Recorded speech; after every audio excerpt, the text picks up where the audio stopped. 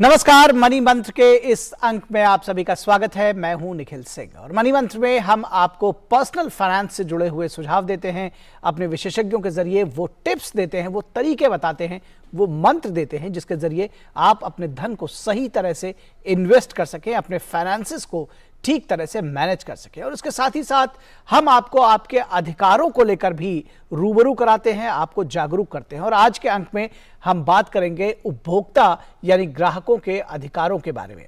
अगर किसी सौदे में आपके साथ धोखाधड़ी हो जाती है या वादे के खिलाफ कोई खराब उत्पाद आपको दे दिया जाता है या फिर उसका मूल्य अधिक वसूल लिया जाता है, तो ऐसे में ग्राहक के पास, आपके पास क्या विकल्प है, क्या अधिकार है, ये हम आज आपको बताएंगे। खासतौर पर ऑनलाइन शॉपिंग को लेकर ग्राहक कहां शिकायत करें, कहां जाएं ताकि उसकी सुनवाई हो सके।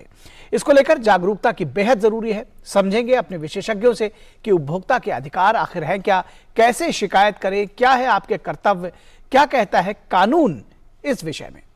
ऐसे ही तमाम बिंदुओं पर विस्तार से चर्चा करेंगे अपने खास मेहमानों से, क्योंकि उपभोक्ताओं के हितों के संरक्षण को लेकर सरकार लगातार जागरूक रही है और तमाम नियम कानून उपभोक्ताओं के हितों का संरक्षण करने के लिए बनाए जाते रहे। आप भी हमारे साथ इस कार्यक्रम में सीधा जुड़ सकते हैं, हमारे विशेषज्ञों से सीधे सवाल पूछ सकते हैं, शंकाओं का समाधान प्राप्त कर सकते हैं।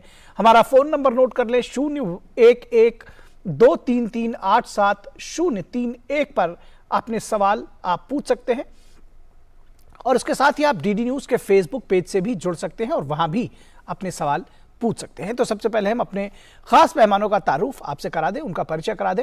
हमारे साथ में दो खास मेहमान जुड़ रहे हैं। संजय कुमार चड्ढा जो कि एडवोकेट हैं सुप्रीम कोर्ट में। संजय जी, बहुत स्वागत है आपका। और प्रोफेसर श्रीराम खन्ना जो कि कंज्यूमर एक्टिविस्ट हैं, वो भी हमारे साथ जुड़ रहे हैं। खन्ना जी, आपका बहुत स्वागत है।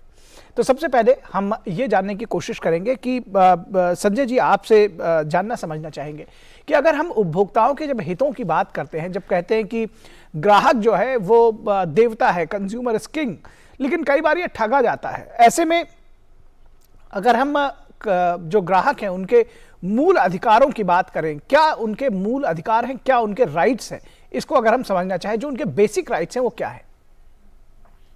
निखिल भाई, देखिए क्या है कि बहुत इंपॉर्टेंट सवाल है। कई कंज्यूमर्स को अपने अधिकारों के विषय में पता नहीं होता है। देखिए, कार्यक्रम में मैं शुरुआत में बताना चाहता हूं, कोई भी व्यक्ति अगर किसी भी प्रकार की सेवा यानी कि सर्विस या गुड्स को खरीदता है, खरीदना भी बहुत अहम है, पैसे देता है, कंसिडरेशन देता है, तो उसका एक अधिकार बन जाता है। और उस अधिकार के तहत अगर उस सेवा में या उस गुड्स में कोई कमी है, कोई त्रुटि है, तो वो कंज्यूमर होने के नाते एक पूरे देश में, हमारे जिले में, राज्य में और राष्ट्रीय स्तर पे कंज्यूमर कमीशंस का निर्माण किया गया है। 1986 में पहली बार ये एक्ट आया था और उसका 2019 में अभी उसमें तब्दीली की गई, तरमीम की गई और अगला जो पिछला एक्ट था उसको चेंज किया गया। देखिए, कई चीजें, e commerce, global supply chain और इंटरनेशनली सेवा में कई सेवाएं चेंज हुई, इसलिए इस नए कानून को बनाना बहुत आवश्यक था। जब ये कानून बना, अब कंज्यूमर्स के राइट्स ज्यादा सुदृढ़ हुए हैं, इन न्यायालयों को ज्यादा पावर्स दी गई हैं, सिविल कोर्ट की पावर दे दी गई है कंज्यूमर कमीशन को।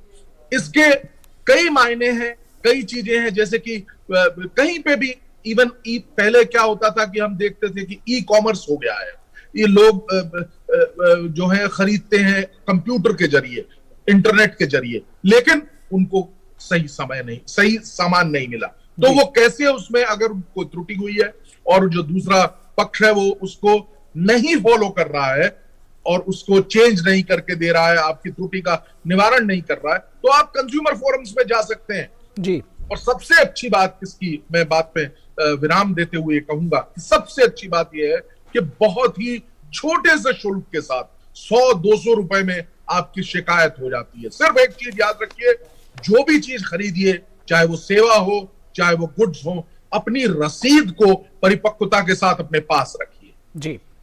यानी कि रसीद रखना जरूरी है। तो इस विषय पर भी हम आगे बातचीत करेंगे कि आखिर अगर हम उपभोक्ता शिकायत करने जाए तो कहाँ जाए और कौन से डॉक्यूमेंट्स की जरूरत होगी। फिलहाल प्रोफेसर श्रीराम खन्ना, आपसे ये जानना समझना चाहेंगे कि जब हम शिकायतों की बात करते हैं या ये कहें कि ग्राहकों के ठगे जाने की बात करते हैं, तो सबसे ज्यादा कॉमन कंप्लेंट्स किस विषय में होती है? किस तरह से, कौन से हथकंडे अपनाए जा रहे हैं आज के दौर में जो ग्राहकों को ठगे जाने के लिए, और क्या क्या वो तरीके हैं? क्योंकि आप लोग जब इस तरह के, आप कंज्यूमर एक्टिविस्ट हैं, तो आप इस तरह के मामलों से लगातार दो चार होते होंगे। कौन से इस तरह के कौन से वो मामले हैं जो ज्यादातर सामने आते हैं ताकि लोगों को सजग होने की जरूरत है? बाजार में जब उपभोक्ता वस्तु या सेवा खरीदने जाता है तो उसको उतनी जानकारी उस वस्तु या सेवा की नहीं है, क्योंकि जीवन में 1 या 2 या 3 बार ही वो उस चीज को खरीदता है और उसके पास तकनीकी जानकारी नहीं है उस वस्तु के बारे में, उस वस्तु के परफॉर्मेंस के बारे में, उसकी टेक्निकल स्पेसिफिकेशंस के बारे में। तो दुकानदार या बेचने वाला जो भी उसको बोल देता है उसकी बात पे विश्वास करके वो उसको खरीद लेता है। परंतु देखा यह गया है कि जो तकनीकी प्रोडक्ट्स हैं, कंज्यूमर ड्यूरेबल्स हैं या ऐसे प्रोडक्ट्स हैं जिनको टेस्ट करने से ही पता लगेगा इसमें क्या गड़बड़ है, उसके बारे में गलत बयानी होती है और उपभोक्ता उन त्रुटिपूर्ण वस्तुओं और सेवाओं को खरीद लेता है और बाद में उसको नुकसान होता है। इस नुकसान को हम कहते हैं उपभोक्ता क्षति। यह क्षति पैसे के रूप में भी हो सकती है, समय के रूप में भी हो सकती है और परेशानी के रूप में भी हो सकती है। तो उपभोक्ता क्षति ज्यादातर हमने देखा है तकनीकी वस्तुओं और सेवाओं के प्रति होती है, और सेवाओं में तो ज्यादातर फाइनेंशियल सर्विसेज जिसमें बैंकिंग, इंश्योरेंस या फाइनेंशियल प्रोडक्ट्स या कैपिटल मार्केट से रिलेटेड इश्यूज में होती है। क्योंकि आमतौर में देखा गया है कि हिंदुस्तान का जो उपभोक्ता है वो पढ़ा लिखा भी है, परंतु वो फाइनेंशियली लिटरेट नहीं है, न्यूट्रिशनली लिटरेट नहीं है। खाने पीने की चीजों के बारे में उसकी जानकारी का अभाव है और पैसा और इन्वेस्टमेंट्स और म्यूचुअल फंड्स और सेकेंडरी मार्केट वगैरह की जानकारी में उसका हाथ तंग है। तो ये क्योंकि हमारे एक बहुत बड़ा उपभोक्ता समूह पढ़ा लिखा होते हुए भी इन मामलों में अनपढ़ है, इसीलिए उसको ये उपभोक्ता क्षति उठानी पड़ती है जी। और उसके पास विकल्प है कि वो जिसने उसका नुकसान किया है या जिसके बिहाव पे उसका नुकसान हुआ है उसको शिकायत कर सकती है जी। और आमतौर पर ये शिकायत का निवारण उस कंपनी स्तर पे होना चाहिए जहां पर नुकसान हुआ है। पर देखा यह गया है कि ये कंपनियां जो हैं ये कहती हैं कि चलो भाई हमने 10 लाख लोगों को माल बेचा, 10 लोगों ने शिकायत कर दी, 5 का हम निवारण कर दें, बाकी का प्रॉफिट तो हमारी जेब में है। उनमें डर नहीं है, वो देखते नहीं है कि उपभोक्ता को नुकसान हो रहा है, क्योंकि उन्होंने ऐसे तंत्र बनाए हुए हैं अपनी कंपनियों में। बहुत इंटेलिजेंट एजुकेटेड लोगों को उन्होंने एम्प्लॉय करके रखा है। आप क्यों समझते हैं कि IIM के जो ग्रेजुएट्स जब निकलते हैं तो उनको लाखों रुपए महीने की तनख्वाह क्यों मिलती है?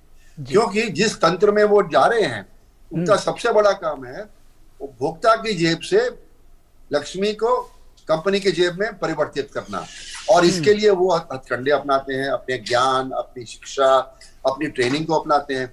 और उपभोक्ता के पास ना उतना ज्ञान है, ना उतनी जानकारी है, ना उतनी ट्रेनिंग है, तो वो बुद्धू बनता है, तो उसकी मुनाई होती है, हजामत होती है बाजार में और रोज होती है। पर करे तो क्या करे? जब तक बाजार में बैठी कंपनियां ईमानदारी से उपभोक्ता की सेवा के लिए अपने एथिकल नॉर्म्स को नहीं फॉलो करेंगी, तब तक ये होता रहेगा और तब तक कानून कचहरी की जरूरत पड़ती रहेगी। जी, आपने कहा करे तो क्या करे। दरअसल देखिए, ये क्योंकि जब सौदे में आते हैं किसी भी दोनों तरफ से, चाहे वो ग्राहक हो या दुकानदार हो, तो प्रॉफिट मेकिंग जरूर एक सभी समझते हैं, सब चाहते हैं कि ग्राहक चाहता है कि उसको लाभ हो, वो जो सामान खरीदे, जो मूल्य दे रहा है उसके बदले में उसको। लेकिन जो आपने कहा कि इसके लिए क्या किया जा सकता है, तो ग्राहकों को जागरूक होने की जरूरत है। एक बात और समझना चाहेंगे प्रोफेसर श्रीराम चड्ढा आपसे कि तमाम सारे जब जो कोई भी अगर कोई ग्राहक कोई चीज लेता है, जैसे आपने इंश्योरेंस और बैंकिंग और तमाम सारी बातें करी, छोटे छोटे क्लॉजेस में बहुत सारे एक वो लिखे रहते हैं, उस पे 1 से लेकर के 100 तक क्लॉजेज और उसमें बहुत ही महीन अक्षरों में, और उसके बाद उसे कहा जाता है दस्तखत करने के लिए, शायद उतना पढ़ना भी संभव नहीं होता और उसको पता ही नहीं चलता कि उसने किस डॉक्यूमेंट पे दस्तखत किए हैं। ऐसे में क्या उसके अधिकारों का संरक्षण हो पाएगा? क्या इस पर चेंज करने की जरूरत नहीं है, या जो उपभोक्ता अदालतें हैं वो भी इन मामलों पर भी वो संज्ञान करती हैं, वो देखती हैं कि ऐसे जो क्लॉजेस लगाए गए हैं क्या वो ठीक है या नहीं है? आप मुझसे पूछ रहे हैं या चड्ढा साहब से? जी आपसे ही पूछ रहा हूँ, क्योंकि अच्छा जी, क्योंकि आपने अभी कहा था श्रीराम चड्ढा, मैं श्रीराम चड्ढा नहीं हूं, नहीं माफ कीजिएगा, श्रीराम खन्ना जी, श्रीराम खन्ना जी। अच्छा, मैं ये बताऊं कि terms and conditions apply her contract के नीचे लिखा होता है जी, ठीक है। अब वो कौन सी टर्म्स है, मैं आपको उदाहरण देता हूं। आपने अपने परिवार की सुरक्षा के लिए, बीमारी के लिए इंश्योरेंस पॉलिसी ली, हेल्थ की पॉलिसी में वो कहते हैं ये कवर्ड है, ये कवर्ड है, ये कवर्ड है। उसके नीचे उन्होंने कंडीशन लगाई हुई है, ये कवर्ड नहीं है, ये कवर्ड नहीं है, ये कवर्ड नहीं है। आप बीमार हुए, आपने कहा कि हमारे पास इंश्योरेंस है 5 या 10 लाख रुपए की, आप बढ़िया अस्पताल में, प्राइवेट अस्पताल में या किसी अस्पताल में भर्ती हो गए जी, और आप ऑपरेशन थिएटर की तरफ जा रहे हैं, उधर से कंपनी कहती है जी, उधर से आपका हॉस्पिटल कहता है जी आप पैसे जमा कराओ जी। आप कहते हो जी मेरे पास तो इंश्योरेंस है, कहते हैं नहीं, इंश्योरेंस कंपनी के जो थर्ड पार्टी एडमिनिस्ट्रेटर बैठा हुआ है हमारे अस्पताल के अंदर, उसने मना कर दिया है क्योंकि जो ऑपरेशन प्रोसीजर हम आपके ऊपर करने जा रहे हैं वो उस पॉलिसी में एक्सक्लूडेड है। तो ये आपको तब पता लगता है जब आप ऑपरेशन थिएटर में स्ट्रेचर पे लेटकर उसके दरवाजे के अंदर घुसने जा रहे हैं, तब आपका परिवार क्या करेगा? ये एक उदाहरण है जी। दूसरा उदाहरण आपको इंश्योरेंस के क्षेत्र में, फाइनेंशियल सर्विसेज के क्षेत्र में कई मिल जाएंगे जी। और आपको जैसे मैं आपको बताता हूं कि भाई ये आपने कोई मशीन खरीदी और मशीन के अंदर कुछ ऐसे पार्ट हैं जो जल्दी खराब हो जाते हैं जी। अब आप उस पार्ट्स को खरीदने के लिए बाजार में जाते हैं, आप सस्ता पार्ट लेके लगा देते हैं। अब वो कंपनी कहती है कि साहब आपने ये पार्ट किसी और से खरीदा है, इसलिए जो इसकी आफ्टर सेल्स वारंटी है हम कैंसिल करते हैं। ये उन्होंने कंडीशन लगा रखी है। तो इस तरह हर ट्रेड ने अपने वकीलों, अपने आईआईएम के ग्रेजुएटेड मैनेजर्स की सलाह से वहां पर माउस ट्रैप लगाए हुए हैं जहां पर कंज्यूमर की गर्दन फंसती है जी। तो इसमें एक जो उदाहरण मैंने दे रहा हूं उनको डील करने के लिए 2019 का जो अभी संशोधन हुआ है उसमें एक टर्म डाल दी गई है, अनफेयर कॉन्ट्रैक्ट जी, कि अगर कोई कॉन्ट्रैक्ट है कंज्यूमर या सेलर के बीच में और उसमें कोई टर्म अनफेयर है जी और मैंने बिना पढ़े साइन भी कर दिया है जी जी जी, तो भी वो कॉन्ट्रैक्ट को अनफेयर डिक्लेयर किया जा सकता है कंज्यूमर कोर्ट द्वारा, परंतु उसके लिए आपको स्टेट कमीशन में जाना पड़ेगा जी। चलिए ये बात आपने एक अच्छी बताई कि अनफेयर अगर कॉन्ट्रैक्ट है तो उस पर भी कोर्ट संज्ञान में लेता है। फिलहाल इस चर्चा को जारी रखेंगे, लेकिन हमारे साथ में एक कॉलर जुड़े हुए हैं, भीलवाड़ा राजस्थान से कॉल कर रहे हैं, बाल मुकुंद जी। बाल मुकुंद जी स्वागत है आपका, पूछिए अपना सवाल। सर मैं ये पूछना चाहता हूँ एमआरपी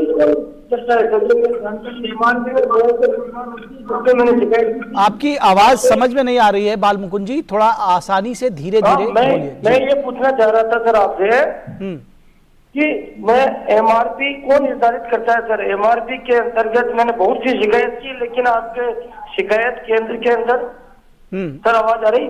जी जी, आप एमआरपी को लेकर जानना चाहते हैं जी? हाँ, एमआरपी के अंतर्गत मेरी प्रॉब्लम ये है सर एमआरपी कौन निर्धारित करता है? और इसकी शिकायत मैंने की तो बोले आपके टोल फ्री नंबर पर 1800-180 पे उन्होंने मुझे बताया गया कि एमआरपी ज्यादा है तो हम कुछ नहीं कर सकते, इसका निर्धारण आगे से केंद्र सरकार करती है। सर हम केस वापस लेना पड़ा मुझे इस कारण से। तो आप ये जानना चाहते हैं कि एमआरपी का निर्धारण कौन करता है या एमआरपी से ज्यादा बेचने पर क्या कार्रवाई की जा सकती है, ये जानना चाहते हैं? जी जी जी जी जी संजय कुमार चड्ढा जी, आप इनके सवाल का जवाब देना चाहेंगे जी? जो प्राय एमआरपी से रिलेटेड चीजें हैं उनका निर्धारण प्रोडक्ट वाइज होता है कहीं पे, अगर और उसका प्राय निर्धारण जो है जो मैन्युफैक्चरर है वही करता है या सेल जो कर रहा है वहीं पे होता है और उसको अंकित किया जाता है। अगर उससे संबंध में कोई शिकायत है आपकी तब आप जा सकते हैं कि इसका मल्टीप्लाई करके चार्ज लिया जा रहा है जी। तो उसकी शिकायत की जा सकती है। एक बात। जी। दूसरी, मैं अभी आदरणीय बड़े भाई श्री राम खन्ना जी को सुन रहा था, उन्होंने कई उदाहरण दिए और मैं आपके माध्यम से कहना चाह रहा हूं उनकी चारों पांचों उदाहरण जो थे वो निराशाजनक थे, हम सबको निराश कर रहे थे जी। मैं ये बताना चाहता हूं, जैसा कि ये कार्यक्रम है उपभोक्ताओं के अधिकारों का, हमें निराशा को पीछे रखना है। हमें देखना है कि किस प्रकार से हम अब नए युग में, जो नया युग चल रहा है जिसके तहत ये नए कानून का निर्माण किया गया है, उसके तहत कैसे उपभोक्ताओं के अधिकारों को और मजबूत करें, पहली चीज। और वही एक कदम सरकार ने उठाया और 2019 में ये एक्ट को लागू किया गया। सबसे बड़ी जो चीज है निखिल, आपके माध्यम से कहना चाह रहा हूं, उपभोक्ता को जागृत होना पड़ेगा, उपभोक्ता को अपने अधिकारों के लिए खड़ा होना पड़ेगा। देर अवश्य लग सकती है क्योंकि हम इतनी बड़ी जनसंख्या है, हो सकता है थोड़ी देर लगे, लेकिन निवारण अवश्य है। और जहां तक आपने कहा था वो छोटे अक्षरों में लिखी हुई होती है और वो पढ़ नहीं पाते हैं, उसका भी उपाय है। आप अगर जागरूक ग्राहक हैं, आप इंश्योरेंस बेचने वाली जो कंपनी है, संस्था है, उससे आप कह सकते हैं वो बड़े स्वरूप में आपको उन टर्म्स एंड कंडीशन को पेश कर सकता है। हमको आज सॉल्यूशन देखना है। हमारी जो आवश्यकता है वो ये नहीं है कि कितना बड़ा गहरा गड्ढा है, हमको देखना है कि उस गड्ढे को पाट के हम किस प्रकार से रास्ते में जाएं और देश उन्नति की ओर बढ़े। तो उपभोक्ताओं के अधिकार है, उनको कानून के माध्यम से बहुत मजबूत किया गया है। और मैं आपको बधाई देना चाहता हूं कि इस विषय पे, क्योंकि उपभोक्ता, हर व्यक्ति उपभोक्ता, मैं भी उपभोक्ता हूं, आप भी उपभोक्ता, और पूरे जितने भी श्रोता हमको देख रहे हैं, दर्शक हमको देख रहे हैं, वो सब उपभोक्ता हैं। तो उपभोक्ताओं के अधिकारों के लिए आप काम कर रहे हैं, बहुत बहुत बधाई। संजय कुमार चड्ढा जी, एक चीज ये जानना चाहते हैं कि अगर मान लीजिए कोई ग्राहक है, कुछ सामान खरीदते वक्त किसी भी मामले में अगर वो ठगा जाता है, जैसा कि आपने कहा कि वो जो रसीद है वो पक्की रसीद अपने साथ जरूर रखिएगा। कई सारी स्थितियां हो सकते हैं कि वो रसीद ना हो या रसीद खो जाए, तो ऐसी स्थिति में क्या करें? कौन से वो डॉक्यूमेंट्स जो है वो आपके पास होने चाहिए? आपको कहां शिकायत करनी है? क्या सीधे उपभोक्ता फोरम पहुंच जाएं या किसी वकील के माध्यम से जाए? क्या, कैसे कोई एक ग्राहक अगर कभी किसी भी मामले में ठगा जाता है तो क्या करना चाहिए उसको? देखिए, एक और उदाहरण हो सकता है, जैसे कि रसीद आपने पहले तो प्रयास करिए कि रसीद हर चीज की लीजिए, और अगर आपके पास रसीद नहीं है, आपने क्रेडिट कार्ड से जैसे पेमेंट की है, ऐसा भी हो सकता है, तो वो क्रेडिट कार्ड की रसीद भी अपने आप में एक साक्ष्य है। उसके बाद अगर संभवतः आपने एक फ्रिज लिया, मैं एक उदाहरण दे रहा, और वो फ्रिज में कोई कमी आ गई, ऐसी कमी जो कि जो आपने अपेक्षित नहीं थी, जो जिसने उस चीज को, प्रोडक्ट को बेचा है, वो उसकी गारंटी में होता है, फिर भी वो बदल के नहीं दे रहा। आपके पास सबसे बड़ा प्रूफ है वो फ्रिज, और आप दर्शा सकते हैं कि आपने इस तारीख को लिया और ऐसे ऐसे लिया और आपसे खो गया। तो आप वो तमाम चीजें करके कम से कम एक केस आप उपभोक्ता न्यायालय में जा सकते हैं और फाइल कर सकते हैं। उसमें जैसा कि बड़े स्पष्ट रूप से श्री राम जी ने बताया कि तीनों चीजें, मेंटल एग्नी के लिए भी आप जा सकते हैं, जो आपको आर्थिक नुकसान हुआ उसके लिए भी आप जा सकते हैं, और जो आपने प्रोडक्ट खरीदा है उस प्रोडक्ट में जो क्षति त्रुटि थी उसको भी आप ले जा सकते हैं और कह सकते हैं कि ये चीज गलत है और इसमें इस तरीके से मुझे नुकसान हुआ है, और कंज्यूमर फोरम आपके इसके लिए आपको न्याय देगा। और एक छोटी सी बात कह के मैं अपनी बात को रखूंगा, वो ये है कि मैं आपके माध्यम से कहना चाह रहा हूं कि कंज्यूमर फोरम्स अगर जो बने हैं उनका न्याय जब वो देते हैं, सही बात है कि दूसरी ओर से कंपनियां आती हैं, लेकिन उनका जो टिल्ट है वो टुवर्ड्स कंज्यूमर्स है। मैंने सैकड़ों केसेस किए हैं कंज्यूमर फोरम में, और कंज्यूमर फोरम अगर बेनिफिट ऑफ डाउट किसी को देता है तो कंज्यूमर को देता है। कंज्यूमर फ्रेंडली है, कंज्यूमर के लिए ही वो कार्यरत है, मेरा ऐसा मानना। जी बिल्कुल। प्रोफेसर श्रीराम खन्ना जी, एक चीज जानना चाहेंगे, कंज्यूमर राइट्स के लिए आप एक संघर्ष करते रहे हैं, किन चीजों को लेकर ग्राहकों को जागरूक होने की जरूरत है? किन चीजों पर उसको एक्टिव और बड़ा ध्यान देना चाहिए जब वो कोई सामान खरीदे या कहीं किसी के साथ सौदे में आए? तो देखिए, सबसे बड़ी बात यह है कि उपभोक्ता जब भी कोई वस्तु खरीदे उसको ठोक बजा के खरीदे, उसके बारे में जानकारी।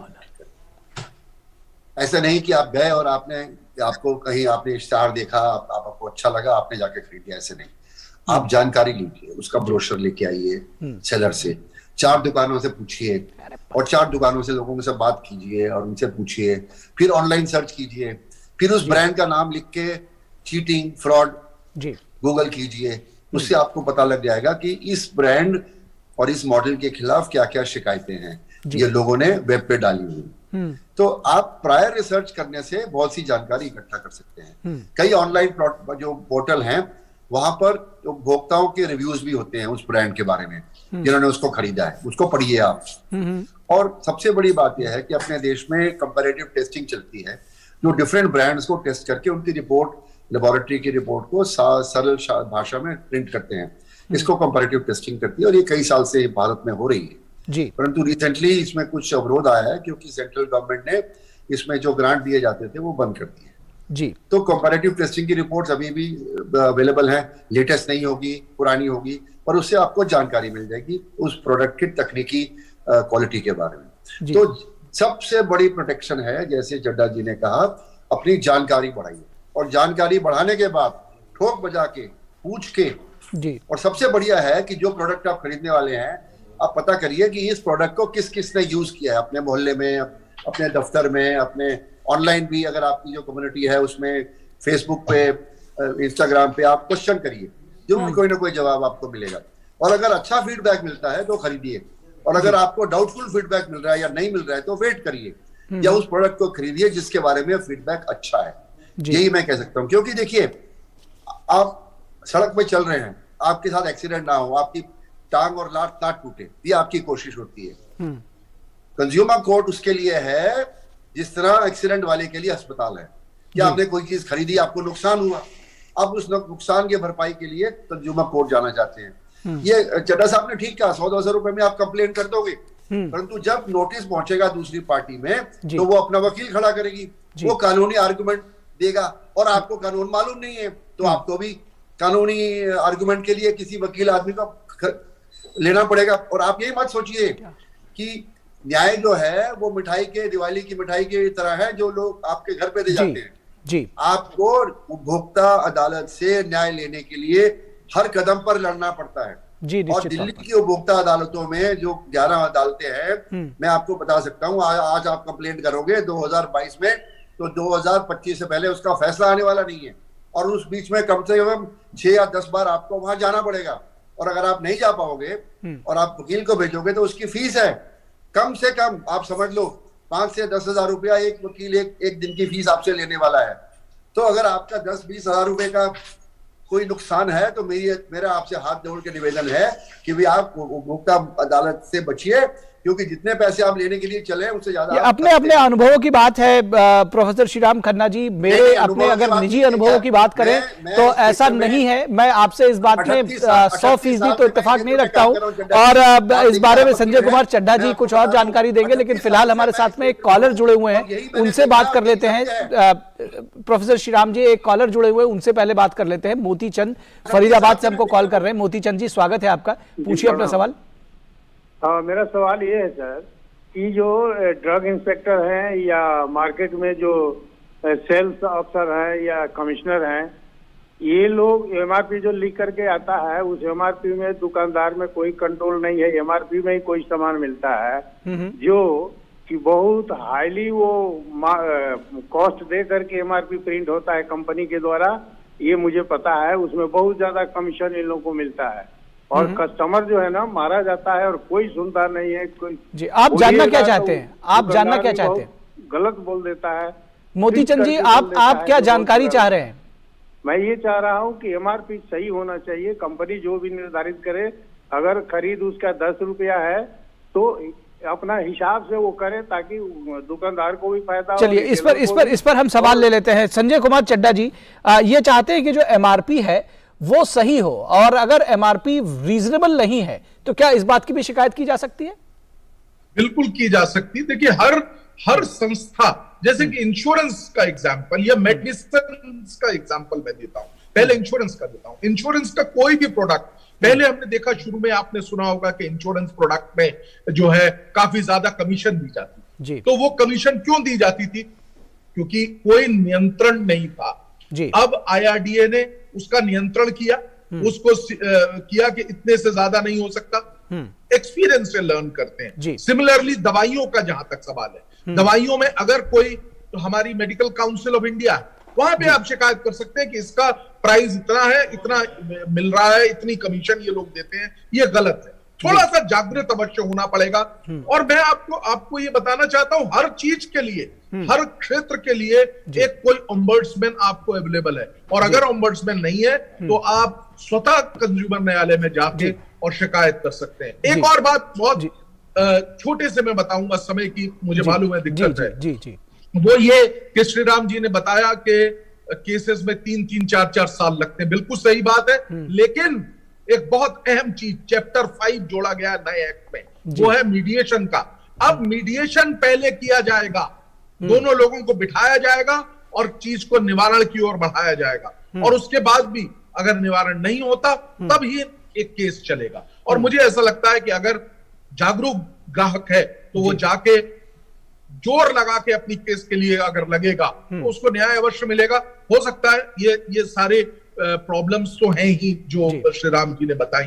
निश्चित तौर पर मैं उनका बहुत आदर करता हूं, बहुत काम किया है उन्होंने। जी, निश्चित तौर पर ये एक जिसको कहते हैं कि न्याय की चक्की कई बार धीरे पीसती है लेकिन महीन पीसती है, तो न्याय मिलता है। थोड़ा धैर्य की ज़रूरत है ये जो हमारा जुडिशियल सिस्टम है उसमें, लेकिन उसके बावजूद तमाम सारे चेंजेस किए गए हैं, बहुत सारे परिवर्तन लेकर आए गए हैं, कानून में बदलाव किया गया है और उपभोक्ताओं के पक्ष में उपभोक्ताओं का संरक्षण करने की कोशिश की जा रही है। बहुत शुक्रिया आप दोनों खास मेहमानों का, संजय कुमार चड्ढा जी का और प्रोफेसर श्रीराम खन्ना जी का, हमारे साथ जुड़ने के लिए और इन तमाम बातों का जवाब देने के लिए।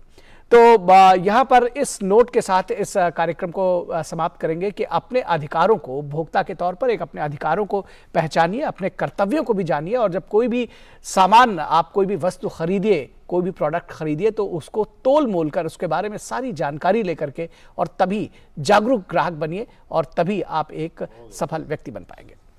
तो मनी मंत्रा के इस अंक में बस इतना ही। हमारी पूरी टीम को दीजिए इजाजत। नमस्कार।